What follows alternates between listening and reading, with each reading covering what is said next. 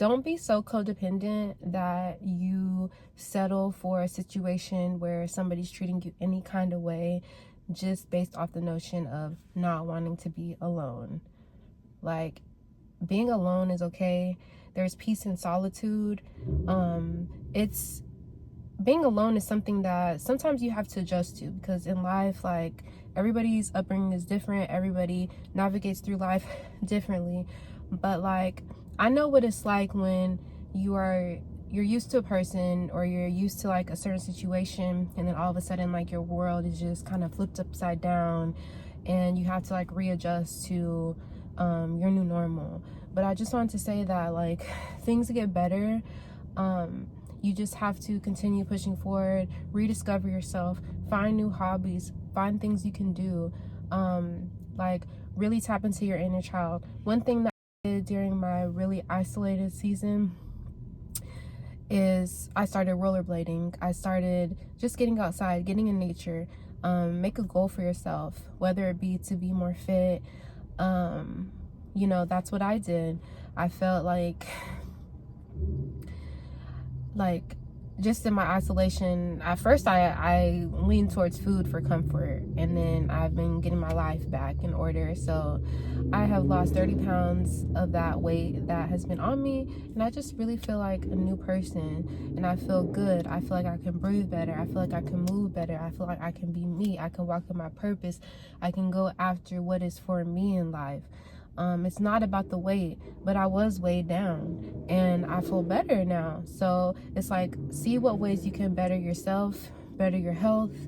Really just put all the energy that you are used to giving to others and give it to yourself. And I promise you, at the end of the race, at the end of the line, you will prefer to be alone. It starts to become peaceful, and you start to realize how focused you are in solitude, how much you can make happen, you know what I mean, when you aren't investing so much energy into another person, especially a person that isn't putting that energy back into you.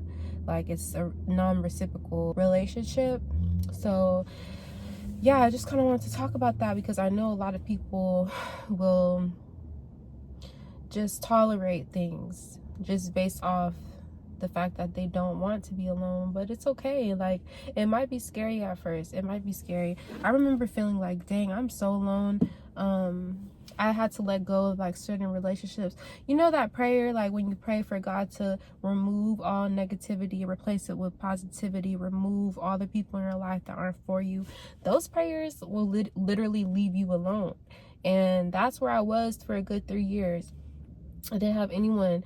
And I really started to feel like, this was during the pandemic, and I really started to feel like you know that feeling where it's like, okay, if something were to happen to me, nobody would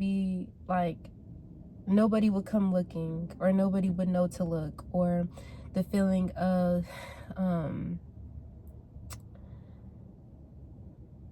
just feeling so just alone in the world, like no one to depend on, no one to call in the time of need. You're a person where you're dependable, you're a person that has been there for other people, you're a person that has put others before yourself, and like you get into that season where it's like your time of need and there's no one to turn to, like that really will, I'm doing orders.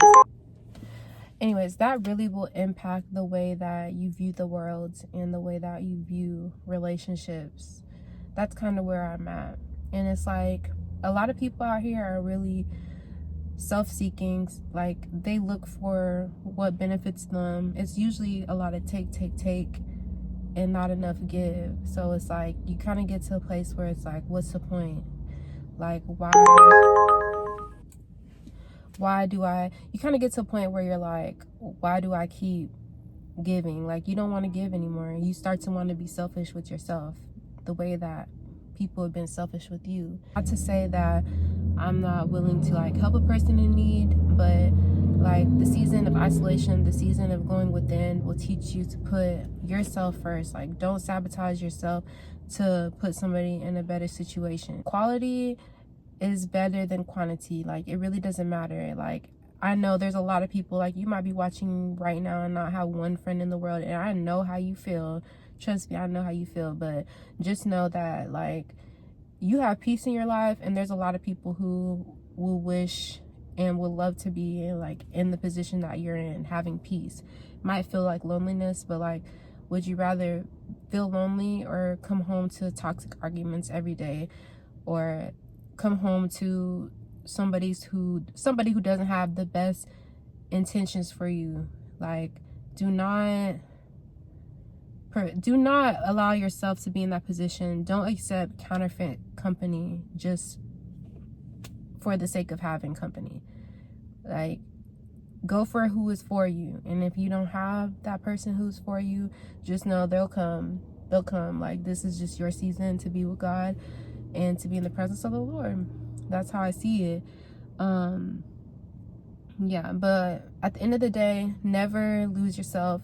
Don't allow people to change your character, change your spirit. What you put out into the world will come back to you. So just do you, boo-boo. Do you.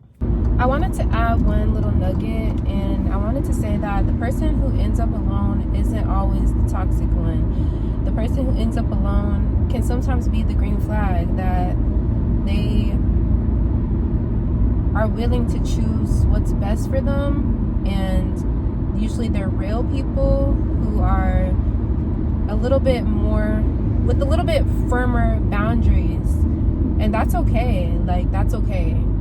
I really wanted to say that because sometimes the person who's alone is the person who had to leave the toxic situations to have a healthy life.